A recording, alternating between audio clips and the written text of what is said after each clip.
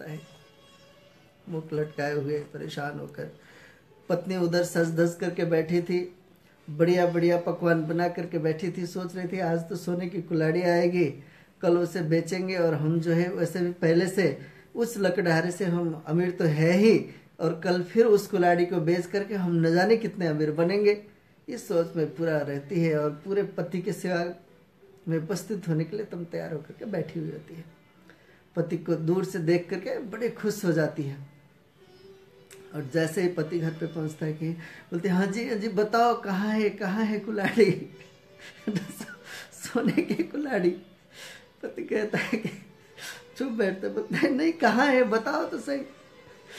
बोलता है कि जो कुल्हाड़ी थी वो भी चली गई कुल्हाड़ी, दूसरी कुल्हाड़ी मिलने की बात तो दूर, वो भी चली गई दोनों बैठ करके रोने लगते, बोलते कि पक्का इस उस जो लकड़ा रहा है उसने शायद कुछ गड़बड़ किया होगा या उसने ऐसे कुछ बोला होगा, ऐसा कह करके चुप बैठते। मित्रों, कहानी का सार यह है कि आप ईश्वर के प्रति भक्ति दिखाते हो इसलिए फल नहीं मिल पाता। ईश्वर के प्रति मन में भक्ति उत्पन्न हो, आपका मानसिक कर्म सही हो तो फल अवश्य में भी मिलता है। ईश्वर हमारा पिता है, हम उसके राजकुमार हैं, राजकुमारियां हैं, और वो तो कहता है इस सब कुछ तुम्हारे लिए मैंने बनाया हूं, इस सारी सृष्टि तुम्हारे लिए है। अहम भूमि मददाय आर्याय, इस सारे भूमि आर्यों के लिए है, श्रेष्ठ जनों के लिए है। हे पुत्र तुम्हारे लिए है, ईश्वर कह रहा है। और हम दुखी होकर परेशान होकर के बैठे हैं, मुख लटकाए हुए, बोलेंगे कि नहीं ये भी नहीं हो रहा है, वो भी नहीं हो रहा है, ये करने का प्रयास किया उसमें भी असफलता मिल गई, वो करने का प्रयास किया उसमें भी असफलता मिल गई, वो काम शुरू किया उसमें भी नहीं हुआ, एक काम। अरे भाई, ईश्वर के प्रति मन में भक्ति उत्पन्न होने दो, उसकी कृपा को पल पल महसूस किया करो, उसकी उदारता को जानने का प्रयास करो।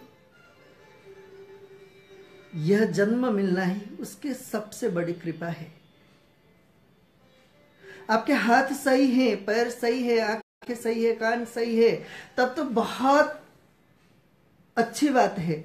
अगर खराब भी है तब भी समझ लो श्वास चल रहा है ना, ईश्वर की कृपा है। आप मन ही मन ओम का जप तो कर सकते हो, आप उसका सुमिरन तो कर सकते हो,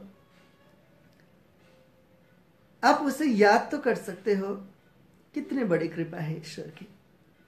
जिस दिन हम ईश्वर की कृपा को अनुभव करने लगेंगे, ईश्वर की कृपा को समझ लेंगे, मित्रों, उस दिन उसके प्रति अनन्य भक्ति हमारे मन में उत्पन्न होगी। उस दिन उसके प्रति हमारे मन में अपार प्रेम, अगाध प्रेम उत्पन्न होगा, और उस दिन हम जो भी चाहेंगे, जैसा भी चाहेंगे, जब भी चाहेंगे, वो चीजें अवश्य में मिल जाती है। ऐसा हमारा भी अनुभव है, मिल जाएगी, क्यों नहीं मिलेंगे। जो चाहिए, जो आवश्यक है, सारी मिल जाएंगे।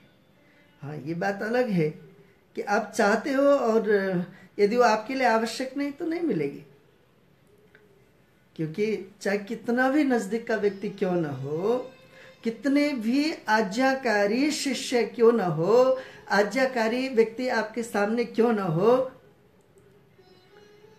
आपके लिए जान देने के लिए तैयार व्यक्ति भी क्यों न हो, उससे कभी जहर मांग के देखना जरा, ले आके देगा क्या? अगर जहर ले आके देगा तो अपना है ही नहीं, अगर अपना है तो नहीं देगा। ऐसे ही जो चीज आपके लिए आवश्यक नहीं है वो ईश्वर क्यों देगा? वो आपका पिता है, हमारा पिता है, क्यों देगा? लेकिन हमारे लिए जो चीजें आवश्यक है ना, वो जरूर देगा, देगा, अवश्य देगा, क्योंकि सब कुछ आपका ही है, सब कुछ हमारा ही है। लेकिन मित्रों, हमें अपने मानसिक कर्मों के प्रति भी सजग होना होगा। कहीं हम भक्ति के नाम पर पाखंड तो नहीं कर रहे, कहीं भक्ति के नाम पर हम कोई आडंबर में तो नहीं जी रहे हैं, कहीं हम इस चक्कर में तो नहीं कि 2 रुपए चढ़ा दो किसी मंदिर मस्जिद गुरुद्वारे आदि में जाकर और 2 लाख रुपए मिल जाए, 2 करोड़ मिल जाए। मैंने कई लोगों के घर पे देखा हूँ, एक छोटा सा डिब्बा बना के रखते हैं, उसमें 2 अगरबत्ती जलाएंगे और दिया जलाएंगे और घंटे हिलाएंगे और कुछ जो 50 पैसे 25 पैसे 1 रुपए के जो है सिक्के रख देंगे। क्यों? क्योंकि बोलेंगे कि ये इससे जो है बहुत पैसे आ जाएंगे। बोले तो बहुत बढ़िया सौदा हो गया फिर तो लेकिन ऐसा कभी भी नहीं होगा। हाँ, यदि आपको विश्वास है अपने पिता के ऊपर, यदि आपको विश्वास है उस परम गुरु के ऊपर, सहेश पूर्वेशम अपि गुरु काले नानुवच्छेदात्, योग कहता है, उस परम गुरु के ऊपर, उस पिता के ऊपर, उस परमाधार ईश्वर के ऊपर, सदाधार पृथ्वीम द्याम तेमाम कस्मै देवाय हविषा विदेवा, तो वही होगा जो आप चाहते हैं। यत् कामास्ते जो मस्त स्तु श्यामपते, वही होगा, वही मिलेगा जो आप चाहते हो। जैसे आपकी कामना होगी वैसे मिल जाएगा। यदि आप बार बार ओम भूर्भुवस्सुवः तत्सवितुर्वरेण्यं भर्गो देवस्य धीमहि धियो यो नः प्रचोदयात् कहोगे तो सद्बुद्धि मिलेगी, क्योंकि सद्बुद्धि की याचना कर रहे हैं। लेकिन आप और चीजें मांगते रहेंगे, फालतू की चीजें, है ना, मुझको भी तो लिफ्ट करा दो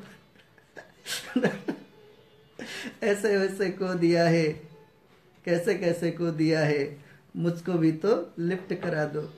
अब ये अदनम समी के गाने को आप भी गाने लग जाओगे और मंदिर में जाकर के चक्कर मारते रहोगे, या कहीं एक जगह पड़े पड़े ऐसे चक्कर काटने लगोगे, परेशान हो जाओगे, चिल्लाते रहोगे, भांग देते रहोगे, थोड़ी मिल जाएंगे। नहीं, आप अपने मानसिक कर्मों को सही कीजिए। हमें अपने मानसिक कर्मों को सही करना होगा, उसके प्रति हमारे मन में भक्ति उत्पन्न होने के लिए देना होगा। जैसे ही हमारा मानसिक कर्म शुद्ध होगा, पवित्र होगा, तो परिणाम भी शुद्ध पवित्र ही होगा, उच्च होगा। अतः मित्रों, आज से शारीरिक कर्म के प्रति ही नहीं, वाचिक कर्म के प्रति ही नहीं, मानसिक कर्म के प्रति भी सजग रहिए। आप सभी को मेरी अनंत शुभकामनाएं। ओम शांति शांति।